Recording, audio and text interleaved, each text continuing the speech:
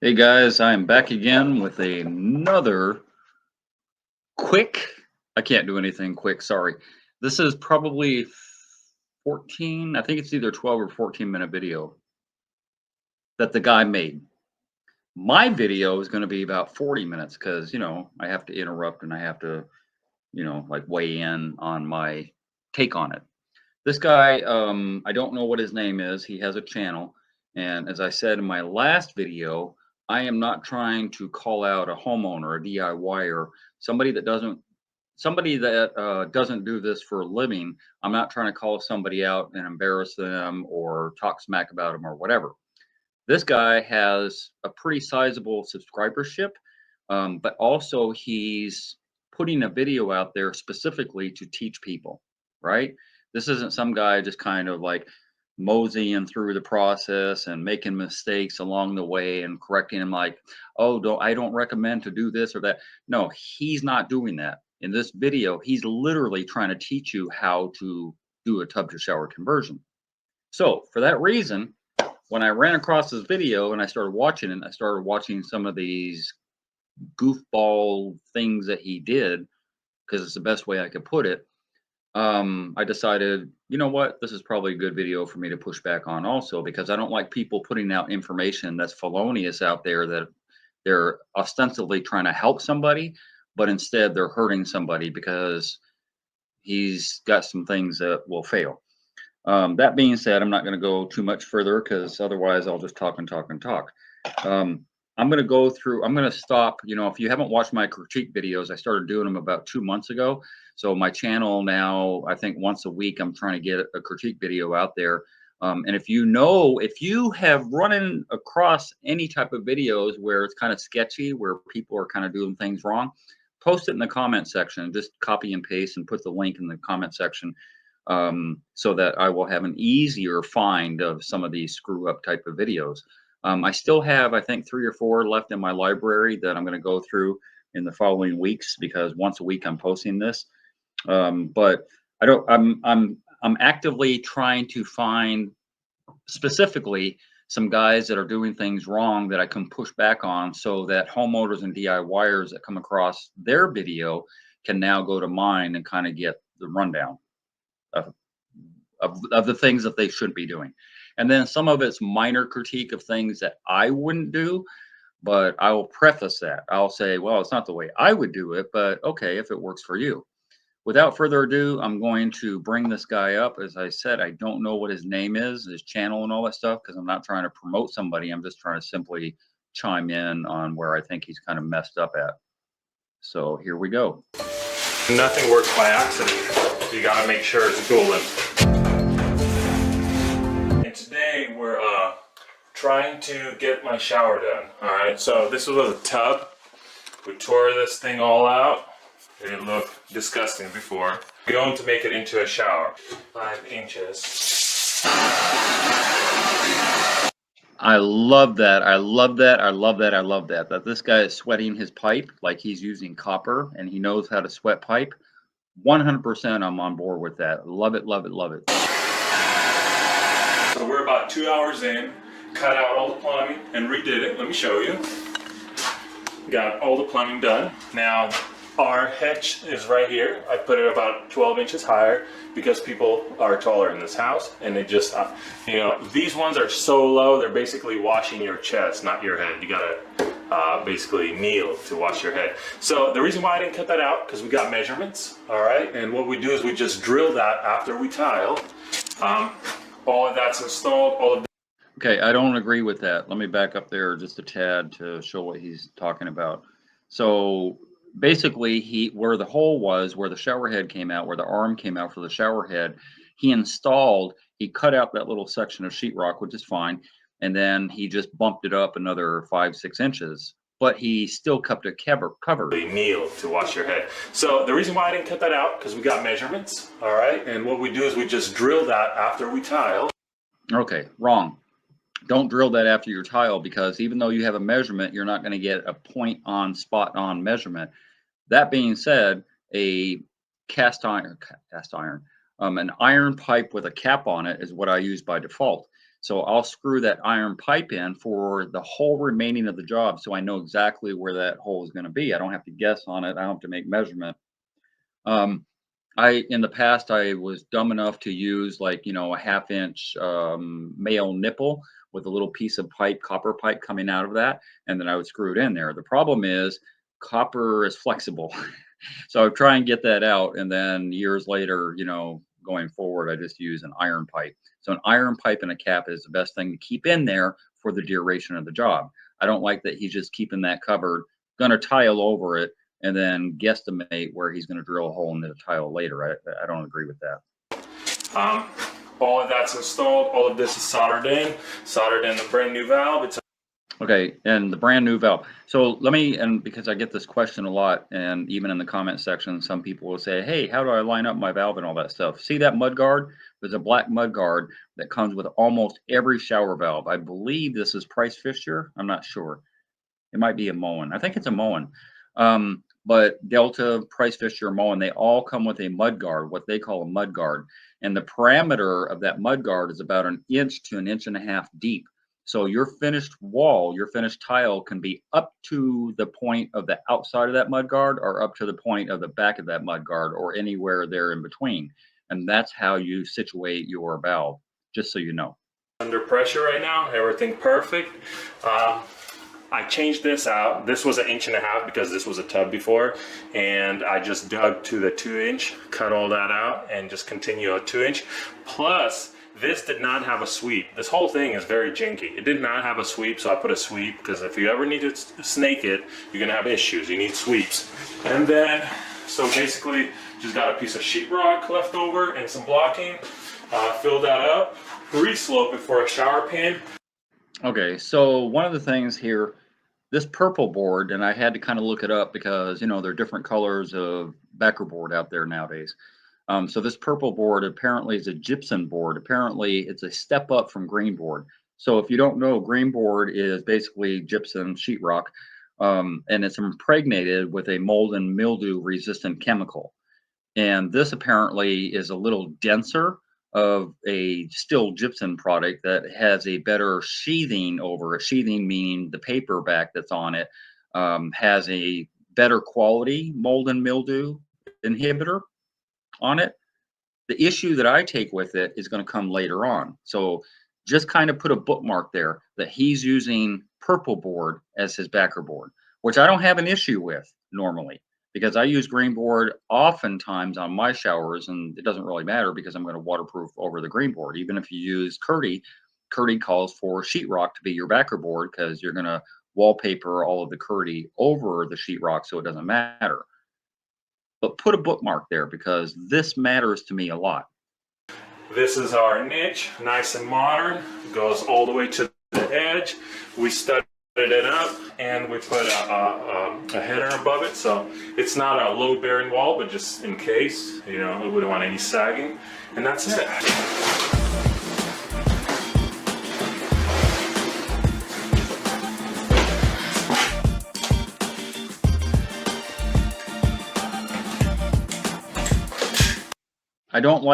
I particularly don't like that corner that he kind of just screwed back up in there. He made like a trifold going on with the pan liner.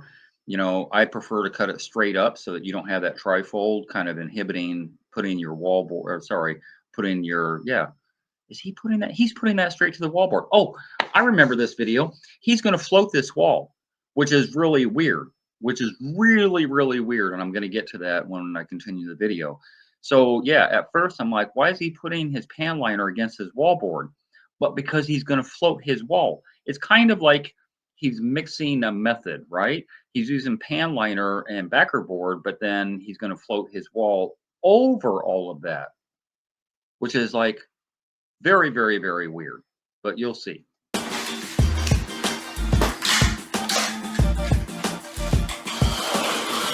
We have to put paper on the walls, okay? This is Aquabar B. Now, the reason why we put this up there is because it's going to protect the wall. God forbid, if the water ever goes through the tile, this is going to stop it. This is going to basically... Okay, God forbid that the water will ever go through the tile. In this particular case, what he's going to do, he's going to tile his wall that underneath has a waterproofer, and underneath that it's floated, and then underneath that he has purple board. So I don't know why he's, oh, God forbid ever water should go through the tile. It's not going to go through the tile. Water goes down vertically. It doesn't go horizontally. So water wants to follow the path of least resistance. So water doesn't really affect the walls. All your failures of every shower is ankle below. Period. End of day. Like, there's no argument about walls failing in a shower. There just isn't. So he's going so overboard on fixating on his walls, but then he leaves his curb and his shower pan and all that stuff to the elements, which I don't really understand. Redirect the water into the shower pan. Papered everything and chicken wired everything. And make sure any corners that are questionable, you forward flush them. Okay, don't just leave them, you know. Nothing works by accident. You gotta make sure it's golden.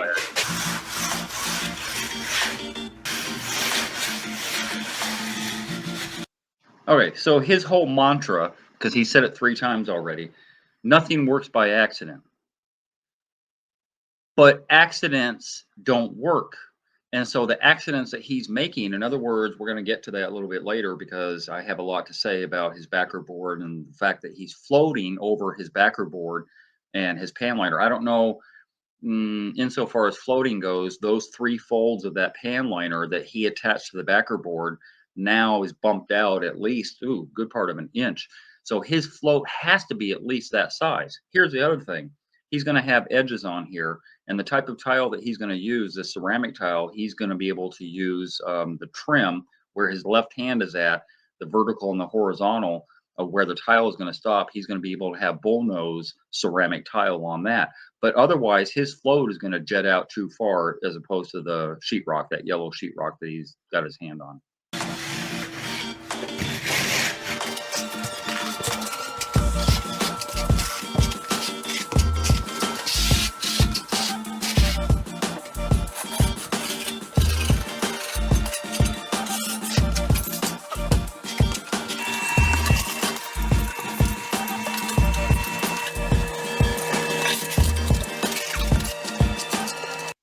Another thing I want to chime in on, I don't know how, because these ceramic tile are relatively light, that he's able to get those up there starting from the top and working his way down to the bottom because it's kind of back assward, but more power to him if he can make that happen. What I do like about this is there was probably very little, if any, time left by the time he floated that wall to the time he started tiling it. And I love that. And you're going to see it on his floor later on too. Wet mortar, cement, any type of cement material, but wet mortar that he poured in his pan, and then tiling on top of that, putting wet thin set onto the wet mortar. I don't mean wet mortar like 30 minutes later after he's poured his pan that he's tiling it. I mean like an hour and a half, 2 hours, let that go by and let it dry out just a tad, and then put his thin set on it as tile. The bond on that cannot be broken. I have seen that done in other countries so many times. I love that method of not waiting till the next day for your pan to dry, literally tiling on top of your pan as soon as you can. So that mortar and the thin set and the tile all mesh together and become like, yeah, inseparable.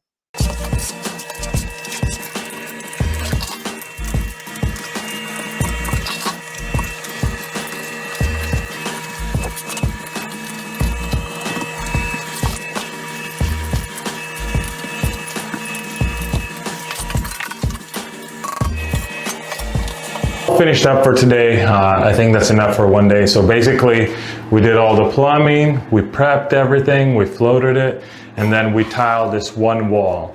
Could have done better, but obviously had to go and pick up the tile in the mud and all that stuff, so that takes up a little bit of time. Day number 2. So we got the sidewalls on. Okay, so day number 2, can you believe that? All of that was done in one day because of what I just got through saying about him tiling before his float could even be dried all the way. So yes, it could be done. When people say, oh, you can't build a shower in 2 days or 3 days, yes, theoretically you could, except for the pan mortar, because you need to let that dry at least 3 days, but I'll let him continue. This other wall in this morning as well. This one right here, all the way down to the other side. Okay, so basically all our wainscot is in. And now what we got to do is install the back wall.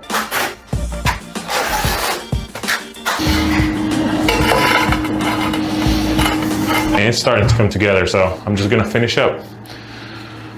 Trim out the rest of the shower, and then we'll get started on the floor. Okay, one of the things, and I want to stop it here because he's done so much of the tile on fast speed, and one of the reasons when I started the video talking about how he's trying to put out DIY information, right, where you as a homeowner could do it yourself, but he skims over so many critical things. Like he doesn't talk about, oh, I floated this wall because. He didn't talk about, oh, I floated the wall and then I waited 2 hours and then started tiling because he didn't give reason and any logic, and he didn't even talk about what kind of trowel the thin set should be on the right and left wall as opposed to that back wall, which should be a larger notch trowel. He didn't talk about the size and how he's going to measure up from top to bottom, and there's a lot of information he left out. What I did notice, and if you can back up, should I back up? I'll back up a tad. No, I'm not going to back up. What I did notice is that when he troweled out his thin set for that larger tile, the wavy tile, I did notice that it was kind of like wavy. Like his thin set wasn't, the trowel didn't go down, or sideways. It was just kind of wavy. And I don't like that at all. And that's a very small thing, but I think it's worth mentioning.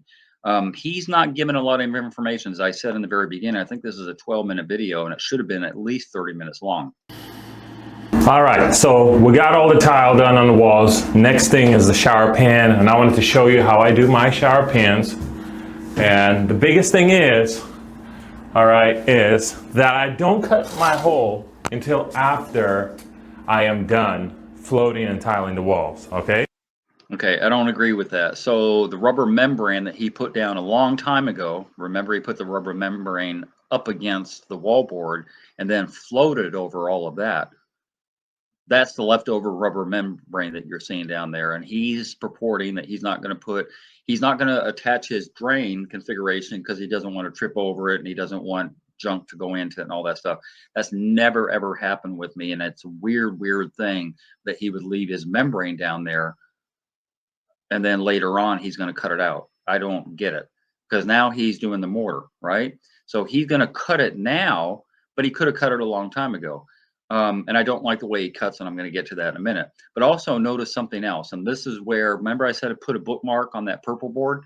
That purple board and the float are now going to be married, because now he's doing his shower pan mortar.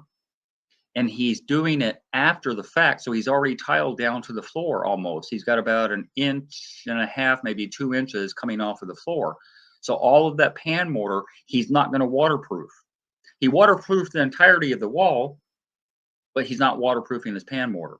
So therefore, that sheetrock, which it is, that purple board is sheetrock basically, and his mortar are going to wick up water like a sponge, because he's not going to waterproof the simple thing that he should have taken care of, and that's the pan mortar. Now, the reason for that is because I don't want to trip over it and I don't want to screw up this flange. All right, so basically afterwards, you just find out where your hole is. Obviously, you can just press on it, and then you cut it out. All right, now put silicone all the way around. That's kind of funky. Two things I have to say about this. One, if he had put his liner down first, then he could have folded back his liner, done his caulking around that rim, and then put his liner back down. That would have been the easiest way to go. But because he's kind of doing this back assward, now he's kind of, see that 2 inches where the tile bottoms out? That's what I'm talking about. All of that float that's right there is going to get married into his pan mortar. And his pan mortar is going to be wet, which means his walls are going to be wet, which means his sheetrock behind that is going to get wet. It's that he's taken the chance on putting the caulking in there, making sure that he gets it all across that ring and all that stuff is kind of weird too. How can you see up under there properly? Although it doesn't really matter, because All that caulking is doing is just making sure if water backs up in the drain that it doesn't get up into your subfloor. That being said, a 2-inch drain on a shower just doesn't back up. Like, as I said before in other videos, you'd win the lottery before you had a shower backup. So I think that whole caulking idea is kind of stupid. That being said, if you're going to do all the caulking and all of that forethought to make sure water doesn't back up and into your subfloor, why would you cut out a circle? Like, I cut out an X. The X is the way I do it. And then I push those flaps in so that my locking ring now pushes, as I put the locking ring on with the bolts, now pushes those flaps into the drain. You have exponentially a harder chance of water to follow up and get into your subfloor than doing the circle. And it gets worse, watch. Make sure you got plenty of it.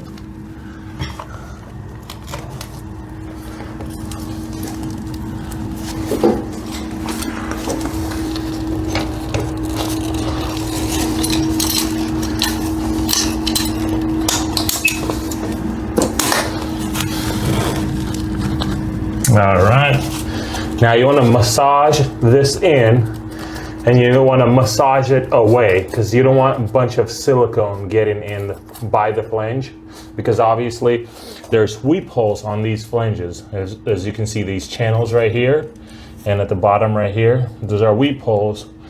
It stays on here, absolutely no glue around this, because then the water will flow underneath and back into the drain. Okay, couple issues, and you're going to see this coming up in a couple minutes. Well, less than a couple minutes.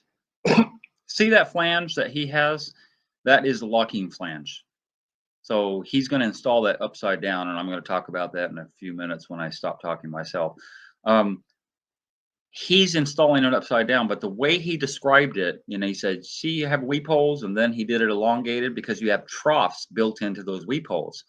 Both the trough is at the bottom and the top.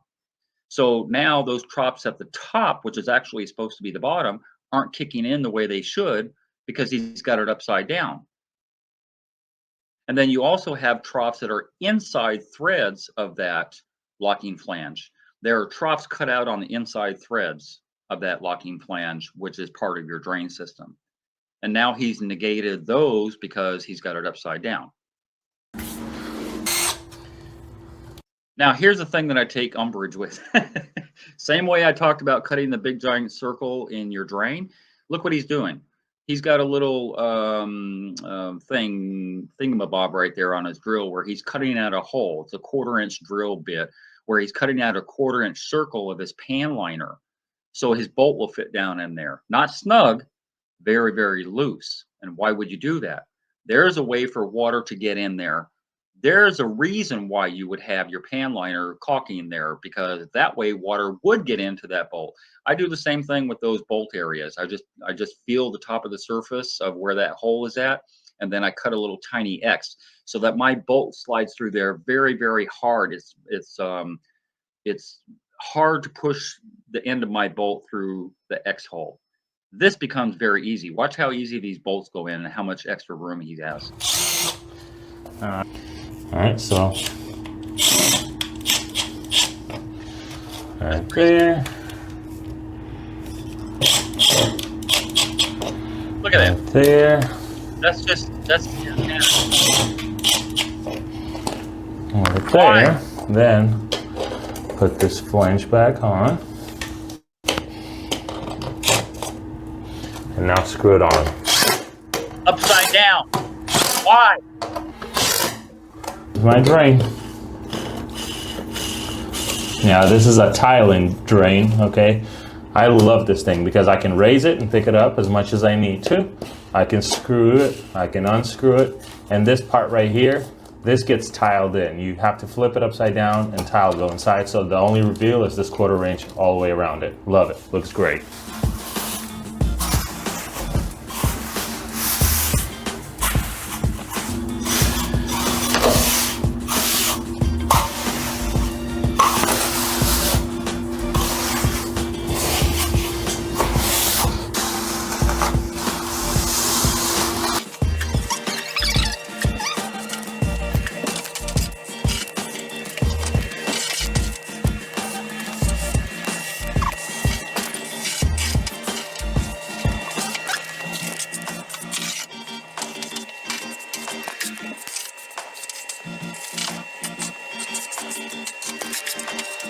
I put tile.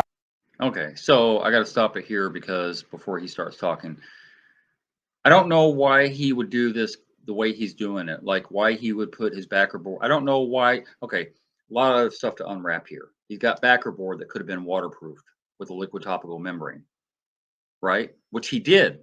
He actually did that on the float. I'm going to go back in a little bit and I'm going to go show you the float because after the float was done, he actually waterproofed the float. But it doesn't do any good because the walls don't fail.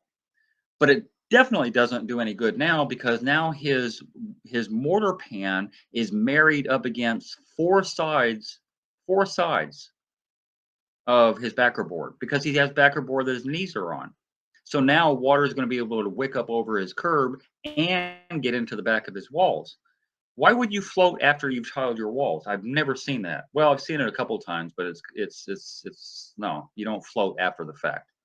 And then he doesn't even talk about it, and that's kind of incidental. But if you're going to put out a tutorial video, if you're going to show people how to do stuff and like and subscribe and make sure you watch my videos, which he says toward the end, then why are you not teaching us anything? Or why are you not telling us your mindset?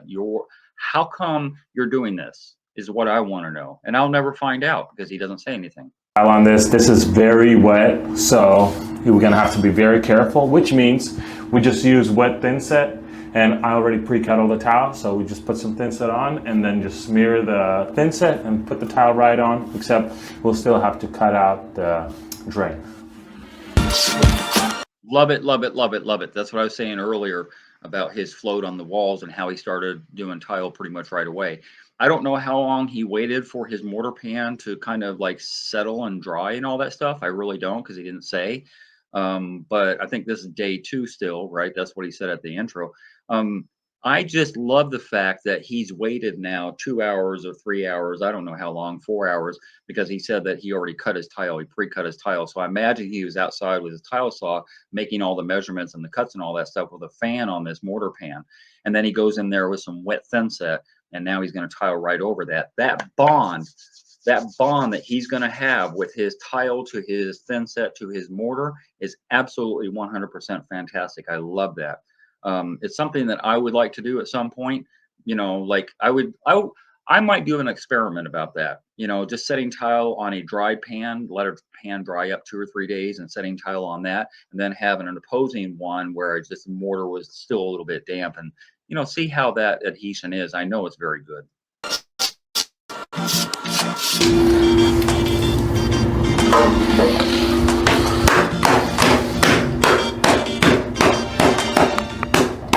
All right, so we're all finished up with this bathroom, and this is how it came out. I don't like that. I don't like that. I don't like that. I don't like that. You know, again, you know, there's the bell. Make sure you hit the bell. There's a thumbs up. Make sure you hit the thumbs up. But you didn't say anything.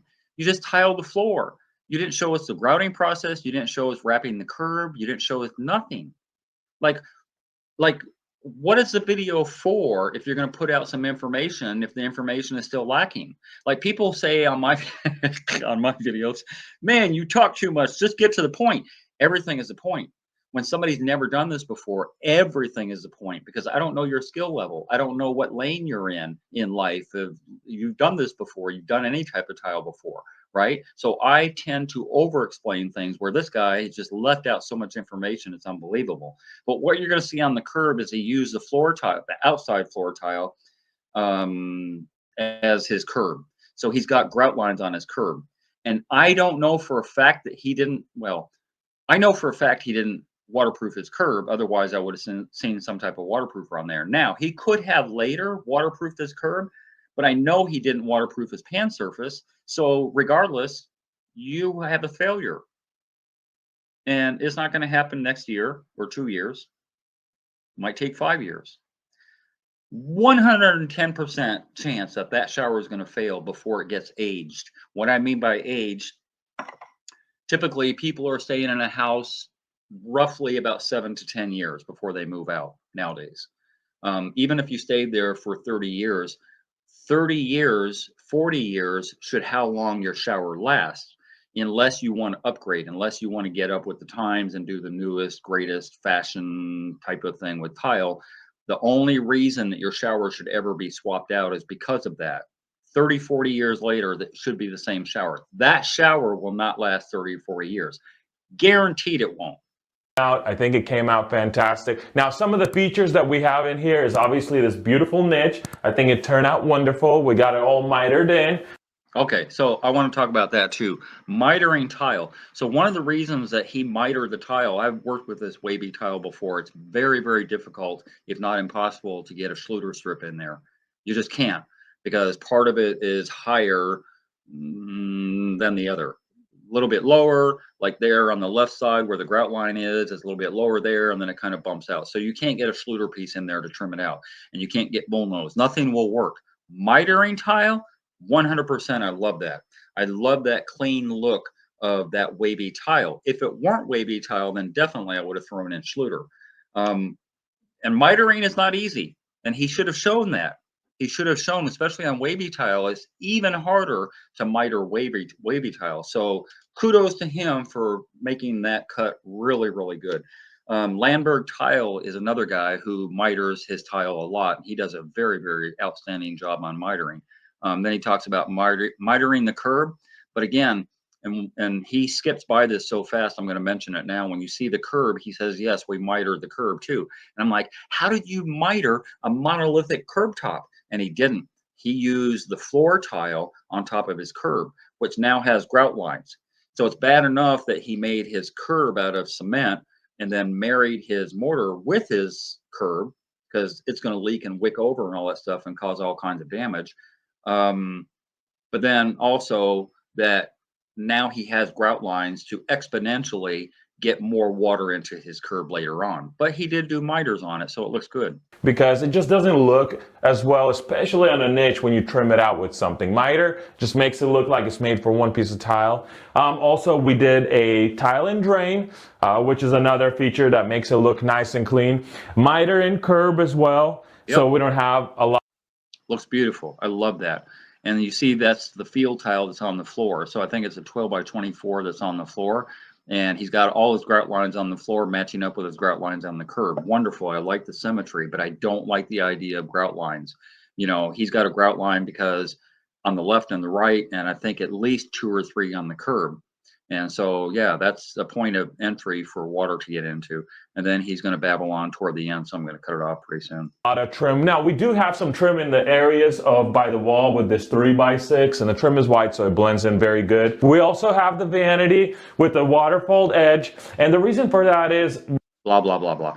Oh, so I'm going to get back. I'm going to rewind it a little bit and see if I can get back to where the waterproofing of the walls was done, because I'm almost certain that he used Ardex on the walls before he started tiling. Let me see if I can get back there, because it looked like, yeah, no, he didn't. Did he? No, he didn't. No, he tiled right over his float. So my bad. He didn't even waterproof. So nothing in this shower is waterproof. And arguably, floated walls back in the day still lasted, and yada, yada, yada. You can go on that diatribe all day long. But behind that float is still purple board. And behind that float, the purple board is embedded into the pan. And then the pan is poured. And so now all of that float, including that purple board, is going to see water and moisture, including the curb. Because if he didn't water the walls, he definitely didn't water the walls. Sorry, I shied myself. If he didn't waterproof the walls, then he definitely didn't waterproof the curb, and I know he didn't waterproof the pan. So this is a true water in, water out system of this video that was only produced a year ago. So he's kind of behind the times.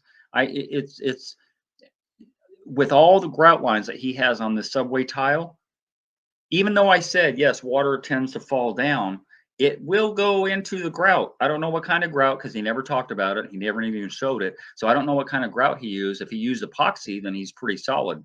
But I don't think he used epoxy grout on this shower. That would have been a saving grace. That would have the only thing that would have saved him after the fact of not waterproofing this shower and all the wicking that's going to happen, which is going to happen anyway. But he won't notice it until he tears out the shower, because all that backer board and all that float is going to have all kinds of black mold on it.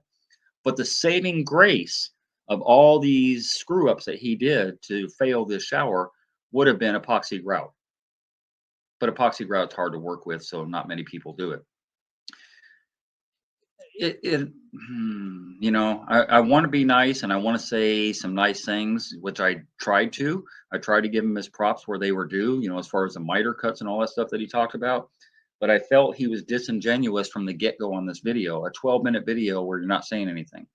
You're not telling us why you did this and blah, blah, blah. You're telling us after the fact some of the stuff, but you didn't tell us why you didn't waterproof. You didn't tell us how you did your measurement. You didn't tell us like nothing. Even the float, he didn't really say anything. He said, "Oh, I'm using this paper and I'm using chicken wire," and then he just went to floating and all that stuff. So, you know, whoever this guy is, if he's watching, next time you do a how-to video, show us how to do it.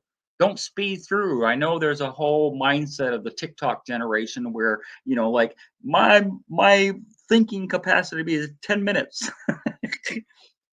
I don't have an attention ability to do 30-minute video or an hour-long video, but there's so much more information that you could have provided. So next time you do a video on a how-to, show us how to, because I would really like to get into your mind as a tile guy, what you were thinking on a lot of this process. I'm just saying. So, my invisible cup. I have a green screen behind me and this cup is green, so it kind of disappears. It's very, very weird. Anyway, that's all I have to say about this. I was trying to make this 40 minutes long and it's not going to work. I'm only 36 minutes and change. So I'm going to I'm going to sign off now. There'll be another one next week because I already got 3 more down the pipe. I think at least one of them is a Michael Holmes video. Yes, that Michael Holmes. Interesting though. I did some tile work for Michael Holmes, the broadcaster. He's on CNN and he does world news, so you don't really see him in the United States, but if you go outside of the country, he's all over CNN, and his name is Michael Holmes, ironically. But that's not the one I'm talking about. I'm talking about Michael Holmes, the guy that likes busting up houses and all that stuff, because there's some wonky stuff going on there too, so look for that video probably in the next week or two. Anyway, that's all I have to say for right now. I hope you learned something and learn that not every video that you watch has the proper information on it. Not even mine sometimes. I try though. I think mine are pretty on point. Anyway, put your comments down below if you wish to chime in on anything I might be wrong about or that he might be wrong about. I'd love to hear from you. All right, until next time, later guys. Hey, if you enjoyed that video and you learned something, consider being a Patreon member. $5, $10, $15 a month would help me greatly produce more videos. I make nothing from YouTube at all. If you're going to call me for advice, please donate $50 for 30 minutes. My link to my PayPal and my Patreon account is down below. And if you haven't already, hit the subscribe button and hit the bell so you get immediate notifications as soon as I post videos. And thank you very much for your support.